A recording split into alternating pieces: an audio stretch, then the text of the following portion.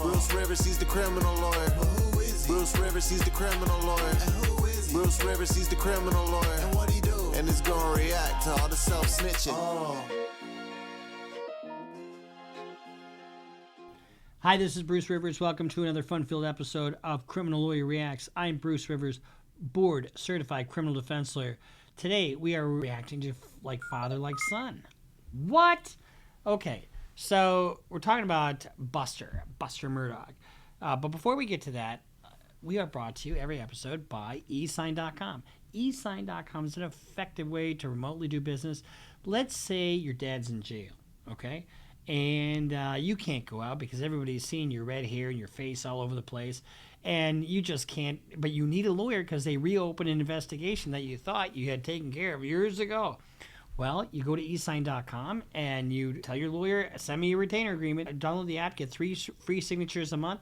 And then while you're sitting in your little apartment, wherever you are, you don't have to get out of your dwelling so that you can just sign that retainer and get whatever money that you had to your lawyer ASAP. You sign the retainer agreement remotely, and you don't have to, face a paparazzi because you are f***ed. Anyway, eSign.com. eSign.com is an effective way to remotely do business. We are reacting to the news that the family for Stephen Smith. Let's back up a little bit.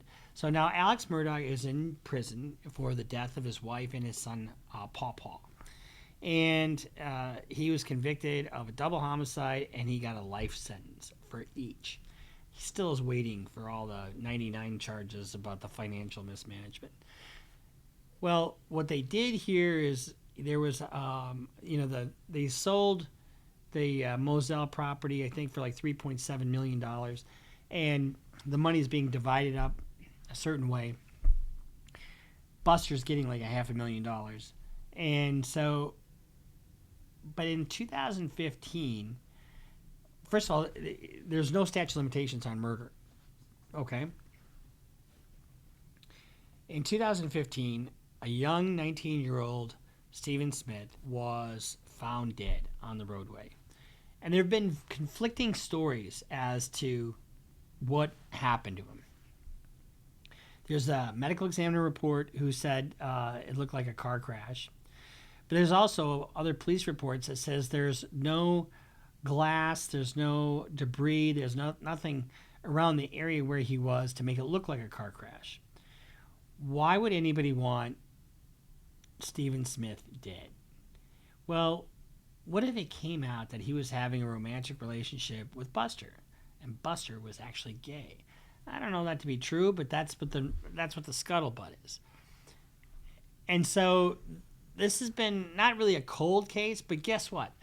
Once they started looking into this homicide, double homicide that happened at Moselle, at the Murdaugh property, they turned up new information that caused them to reopen the investigation. Let's listen to what his mother has to say, because they have raised money now to exhume the body and see what's going on with him. Authorities said he was the victim of a hit and run. His family always believing something else happened. They said he was shot in the head.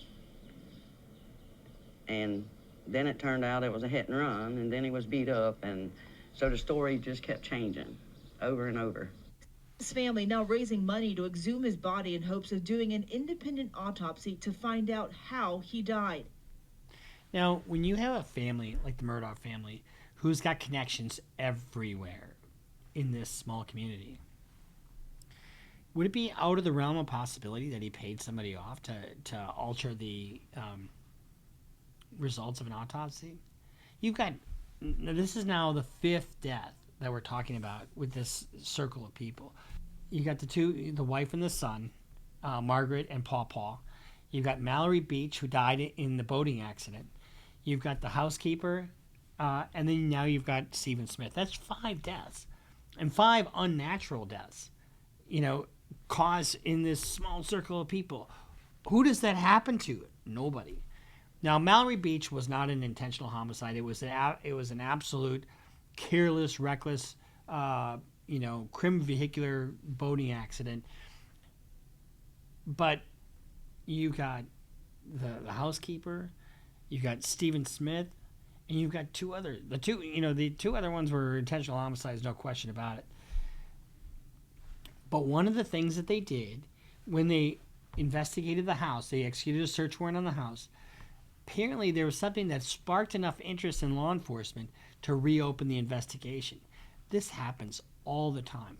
I can remember I had a client who was a bookkeeper for a church, and he was stealing from the church and creating these fake bank accounts, and to show fake balances, and he was just gambling it all away. It was like $300,000, and instead of just eating that, he could have just eaten that and just said, "Yeah, I did that." They had to execute a search warrant on his computer at his house based on this financial mismanagement. But guess what they found? They found over 7,000 images of child porn. Anybody that's compulsive on one thing can be compulsive on another.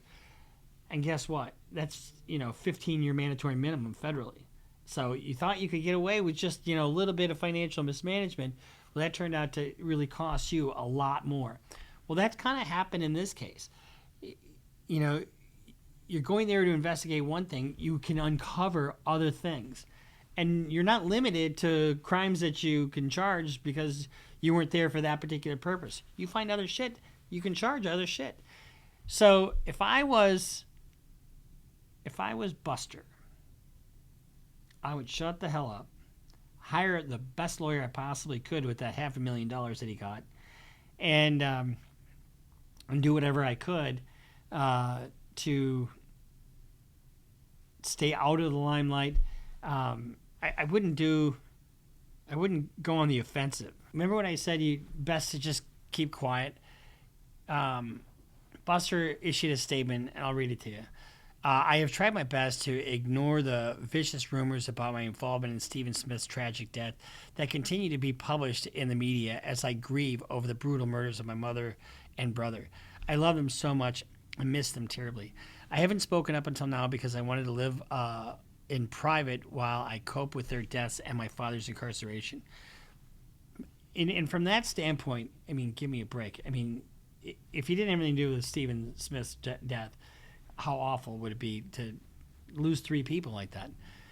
Before, during, and after my father's trial, I have been targeted and harassed by the media and followers of this story. This has gone on far too long. These baseless rumors of my involvement in Stephen and his death are false. I unequivocally deny any involvement in his death, and my heart goes out to the Smith family. I am requesting that the media immediately stop publishing these defamatory comments and rumors about me. I suppose it's not a bad statement, but here's the thing. There's a reason that they reopened it. And they reopened it based on something that they found at Moselle when they did the search. So the family has put out fundraisers, and they've raised a ton of money, and they're going to exhume the body. Let's listen to what one of their lawyers has to say about that. A new autopsy may yield a different conclusion, that Stephen was not killed on Sandy Run Road in Bamberg County, that maybe he was killed somewhere else. And if we get that permission, Ronnie and I are going to supervise and oversee the exhumation process, making sure it's respectfully done. You have to have a funeral director there. There has to be protocols put in place to make sure that the remains are not disturbed any more than they should be, and do it in a respectful fashion. And hire investigators who are going to go back and do a Stephen Smith 2.0. This is not a Alex Murdaugh 2.0 or any Murdaugh 2.0. This is a Stephen Smith 2.0. It's all about Stephen.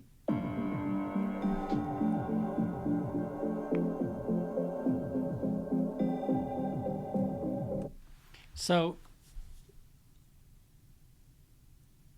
if they're able to do an independent autopsy and come to a different conclusion, the forensics today are just absolutely stunning what you can find out.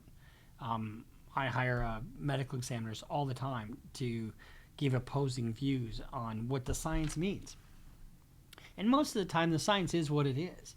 But sometimes you get a rogue or corrupt even medical examiner, and they tailor things to what they want the narrative to be. and that can happen. But if they determine that this has that it happened someplace else, and that his body was dumped there, then it's a homicide, 100%.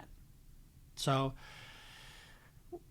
we'll follow this case as it develops, but it is very interesting to see that, and I don't know that, I have zero information to suggest that Buster is responsible for this. So I'm not going to get on that bandwagon to say that, he is responsible for this homicide. It is odd that they have all these connections to all these different deaths. And it is rumored that the two of them had some kind of relationship. Don't know if they did or not. But if they did, this could be another homicide. And if it's a homicide, there's no statute of limitations on it. They can charge it whenever.